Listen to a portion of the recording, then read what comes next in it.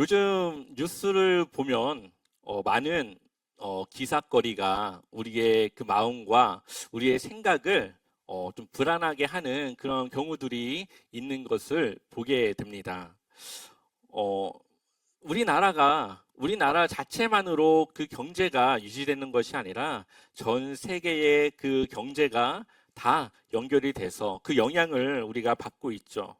국제 정세는 계속해서 흔들리고 있고 또 전쟁과 갈등으로 어, 우리나라에 좀 좋은 소식이 들려지는 것은 조금은 멀게 느껴지기도 합니다. 그러한 여파는 그냥 우리가 뉴스를 듣고 끝내는 것이 아니라 우리나라의 경제, 또 환율, 또 일자리, 또 우리의 생활, 그런 소비의 그러한 물가의 상승, 여러 가지 영향을 우리가 받고 있습니다.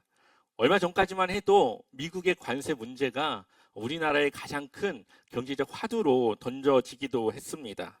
그럴 때마다 우리는 내가 어떻게 할 수도 없음에도 불구하고 걱정과 불안이 앞서기도 했죠. 그런데 성경을 보면 하나님의 백성이었던 이스라엘, 오늘 우리가 함께 볼 이 남유다도 그러한 혼란스러운 시대를 지금 맞이하고 있습니다. 이때 당시 아수르라고 하는 나라가 이제 강대국으로 올라서면서 주변 나라들을 자신들의 나라의 속국으로 지배하게 되었고, 또한 많은 나라들이 아수르의 눈치를 보면서 새로 급부상하는 아수르 쪽에 붙어야 될지 아니면 다른 그런 강대국에 붙어야 될지 눈치를 보며 자신들의 그 안위를 어디에 둬야 될지를 고민하는 그러한 그런 시대였죠. 미가서의 배경은 그러한 와중에 북이스라엘은 아수르에 의해서 멸망을 하게 되었고, 이제 그 불안은 이제 남유다 쪽으로 넘어오게 됩니다. 그러한 강대국의 압박 속에서 이스라엘 전체가, 남유다 전체가 흔들리고 있었고, 백성들의 삶은 불안하고 또한 팍팍하고 여러 가지 어려움, 힘든 일들이 겹쳐지게 됩니다. 그럼에도 불구하고 이들은 한 가지 믿는 것이 있었습니다. 바로 성전이었죠.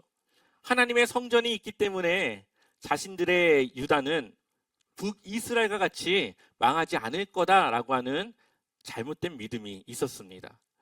그들의 믿음은 하나님 앞에 온전하지 못함에도 불구하고 그냥 하나님의 성전이 있고 하나님의 성전이 있는 예루살렘은 무너지지 않을 것이라고 하는 생각을 갖고 있던 것이죠. 그래서 미가서는 이렇게 이야기합니다. 미가서 3장 11절 말씀을 우리 한번 읽어보겠습니다. 이 도성의 지도자들은 뇌물을 받고서야 다스리며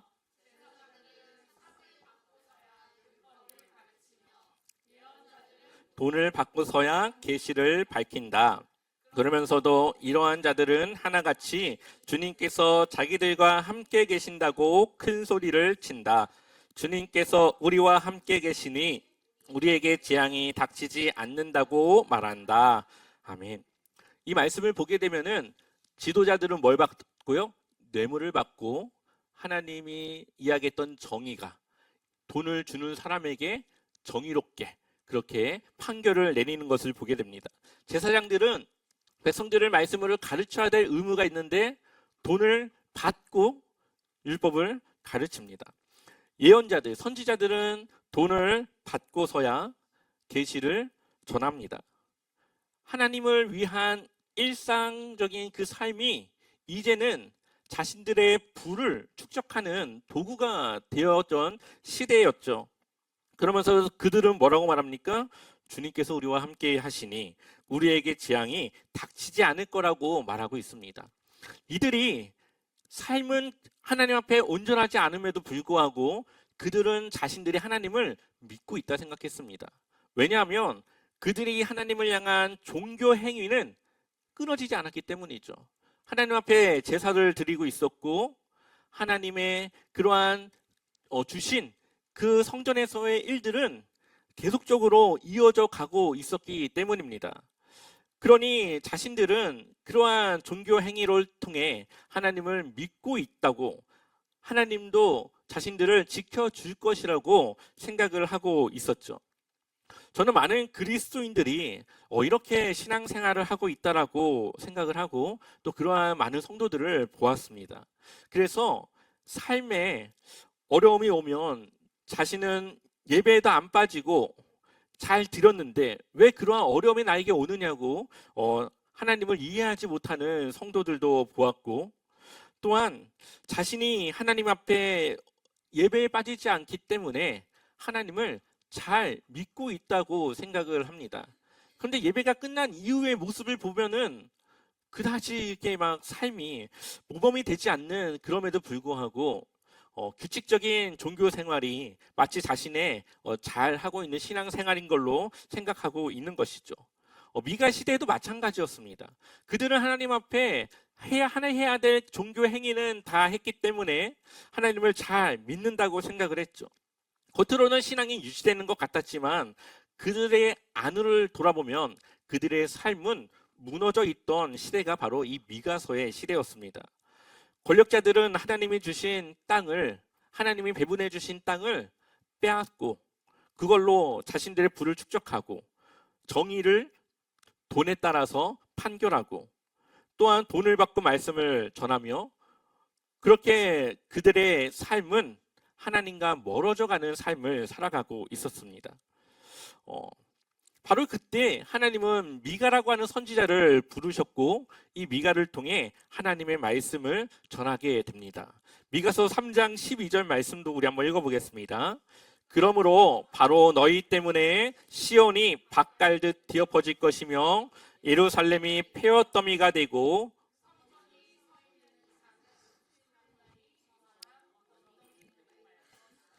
아멘. 지금 국제 정세가 불안해서 북이스라엘이 망했고 이제는 남유다의 차례가 되었는데 오히려 이들의 어려움이 오는 것은 국제 정서의 문제가 아니라 하나님을 제대로 믿지 않은, 그래서 하나님의 심판과 하나님의 그러한 벌이 기다리고 있음을 보여주고 있는 것이죠. 미가서는 이러한 내용들을 우리에게 전하고 있는데 이러한 내용들은 우리가 금요 기도회를 통해서 그동안 나누었던 하나님 나라라고 하는 것과 연결이 되어지는 내용입니다. 우리가 하나님을 믿고 살아가는 것, 하나님 앞에 우리가 구원받았다고 하는 것은 죽음 이후에 그 구원을 누리는 것이 아니라 지금부터 그 구원을 누리는 것이고 우리는 구원받은 성도로서 그 삶을 살아가는 것이죠. 하나님이 지금 미가서를 통해 남유다 백성들에게 요구하는 것이 바로 그것입니다. 하나님이 그들을 지키시고 통치하심을 통하여서 흔들리는 정세 속에서도 하나님은 그들을 붙잡고 그들에게 안정을 줄 수 있는데 그들은 그 하나님을 의지하지 않고 자신들의 나름의 방법과 자신들의 나름의 지혜를 가지고 그 세상을 어떻게든 붙잡고 살아가려고 했다라는 것입니다. 그래서 하나님은 이들이 어떻게 해야 되는지 세 가지로 말씀하게 됩니다. 6절과 7절을 보면 내가 주님 앞에 나아갈 때 높으신 하나님께 말씀드릴 때 무엇을 가지고 가야 합니까? 번제물로 바칠 1년 된 송아지를 가지고 가면 됩니까? 지금 제사에 대한 이야기를 묻고 있죠. 7절에 보면 수천 마리의 양이나 수만의 강줄기를 채울 올리브 기름을 드리면 주님께서 기뻐하시겠습니까? 내 허물을 벗겨주시기를 빌면서 내 맏아들이라도 주님께 바쳐야 합니까? 내가 지은 죄를 용서하여 주시기를 빌면서 이 몸의 열매를 주님께 바쳐야 합니까? 지금 접근이 종교적인 예배, 어떻게든 하나님께 그러한 종교 행위적인 예배로 하나님께 어떻게 예배를 드려야 되는지를 묻고 있는 이때에 하나님은 대답하시기를 6장 8절 말씀 우리 같이 읽어보겠습니다. 미가 6장 8절 사람아 주께서 선한 것이 무엇임을 내게 보이셨나니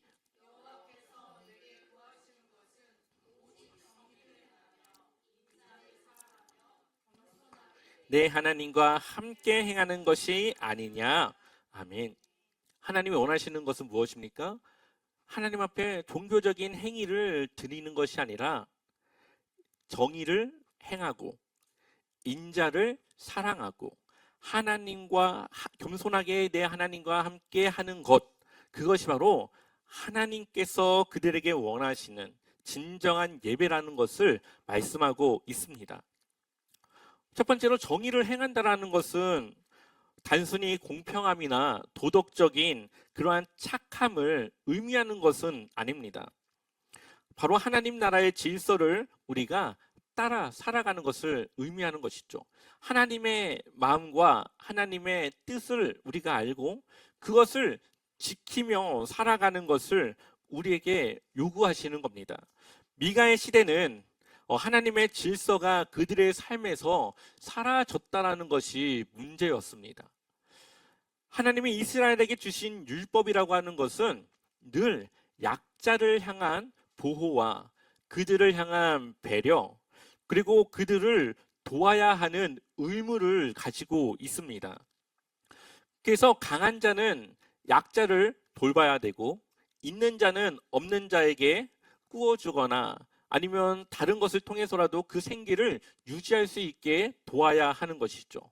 또한 생계가 어렵다면 땅에 떨어진 곡식이나 열매라도 주워 먹을 수 있도록 그 은혜를 남겨야 하는 것이 하나님의 율법이었습니다.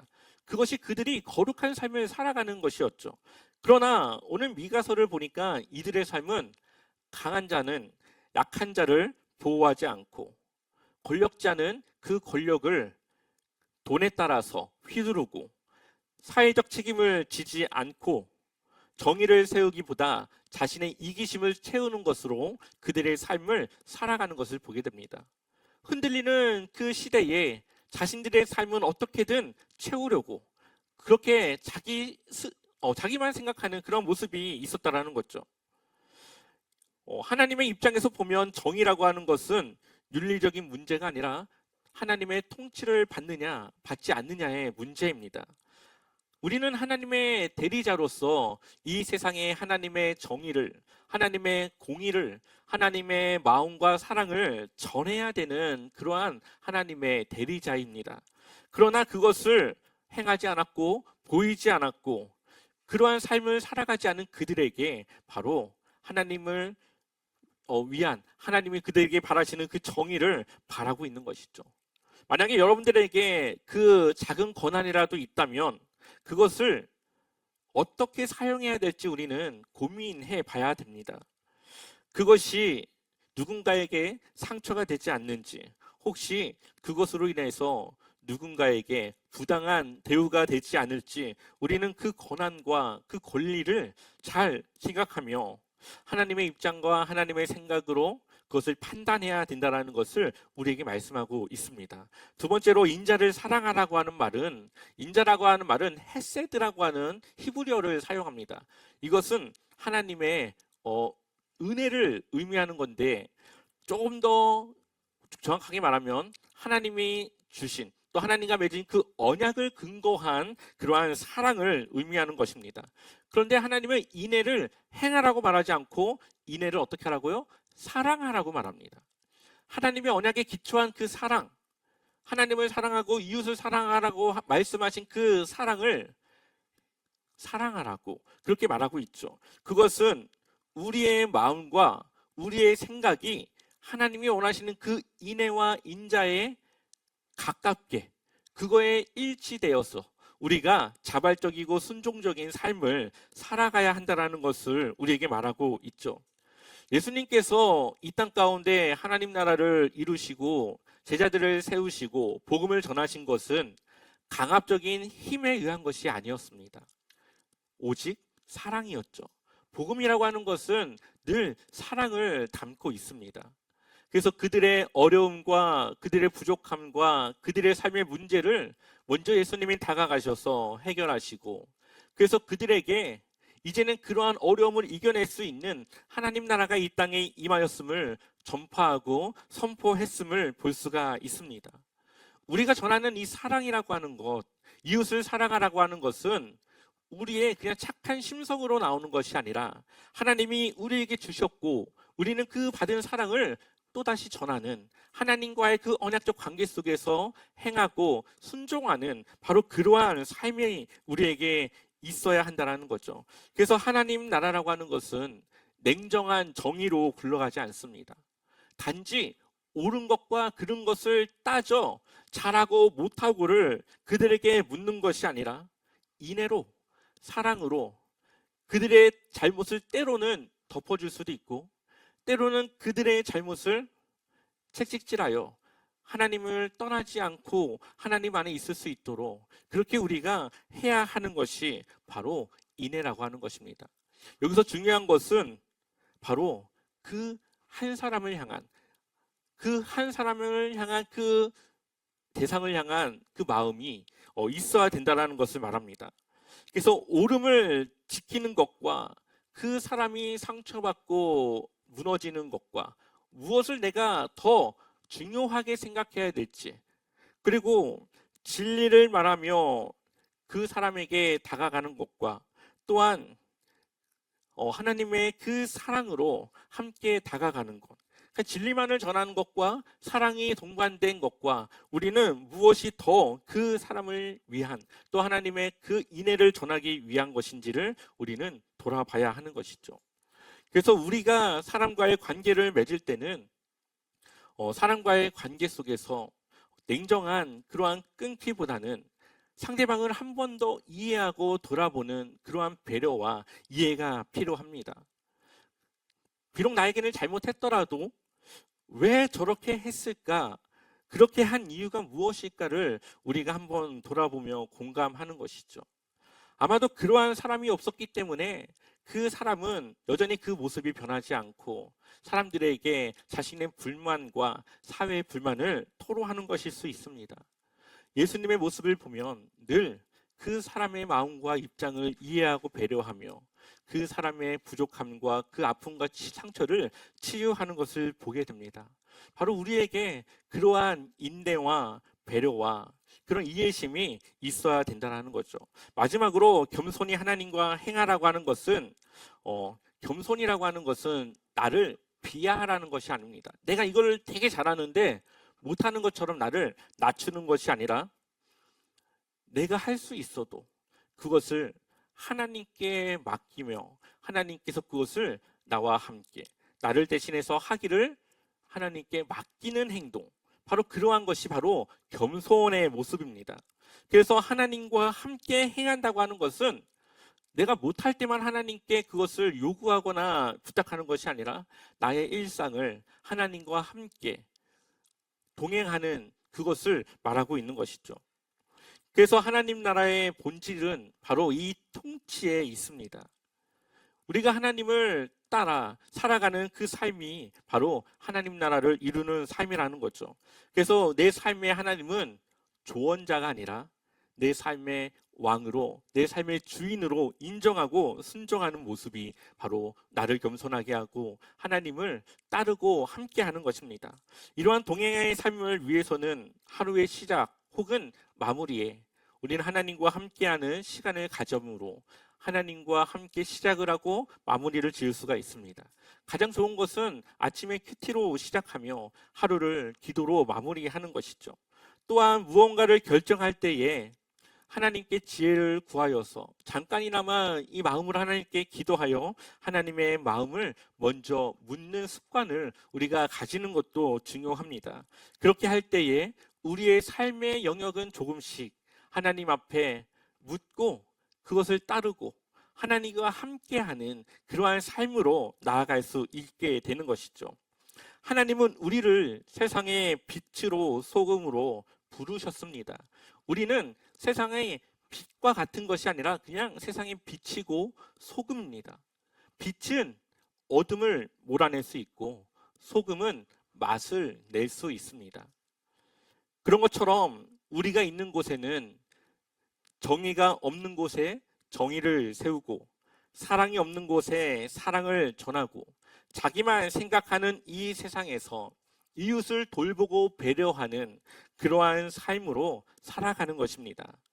세상이 흔들려서 내 삶의 안정이 무너져서 어떻게든 그것을 이겨내려고 나만 생각하는 그러한 모습이 아니라 그러한 시대 속에서 우리는 하나님의 말씀을 붙잡고 하나님이 원하시는 정의와 인내와 하나님과 함께하는 이 삶으로 우리는 살아가는 것입니다. 그럴 때 하나님은 우리의 삶에 안정을 주시고 하나님은 우리의 삶을 붙잡아서 흔들리는 그 시대에도 우리의 삶은 하나님 앞에 붙잡힌 바 되는 그러한 모습으로 살아갈 수 있는 것이죠. 이번 한 주 오늘 말씀을 기억하셔서 상대방을 한 번 더 배려해 보십시오. 한 번 참을 거 2번 참아 보시고 한 번 더 하나님께 묻고 결정해 보십시오. 그것이 하나님의 백성으로서 하나님의 나라를 세우고 또한 하나님의 자녀다운 삶으로 살아가는 모습입니다. 오늘 우리는 미가서 말씀을 통해 흔들리는 시대를 멈추는 것이 아니라 그 시대 속에서 우리가 무엇을 붙잡아야 우리의 삶이 흔들리지 않는가를 함께 나누었습니다. 세상에 흔들려도 하나님을 붙잡을 때, 하나님의 그 말씀을 붙잡고 순종하며 살아갈 때 우리의 삶은 하나님 안에 평안을 찾을 수가 있습니다. 하나님은 우리에게 많은 것을 요구하지 않습니다. 하나님이 우리에게 보여주신 대로 세상의 정의를 행하고 하나님의 그 사랑을 전하며 하나님과 함께하는 그 삶으로 살아가길 원하시고 계십니다.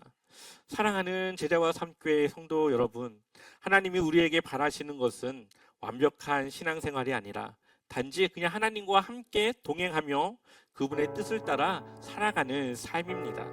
우리가 그렇게 살아갈 때 우리의 삶은 흔들리지 않고 가야 할 때의 길을 잃지 않고 삶의 안정을 찾고 그렇게 우리는 이 삶을 살아갈 수 있습니다. 그래서 오늘 이 한 가지 마음만 담고 돌아가면 좋겠습니다.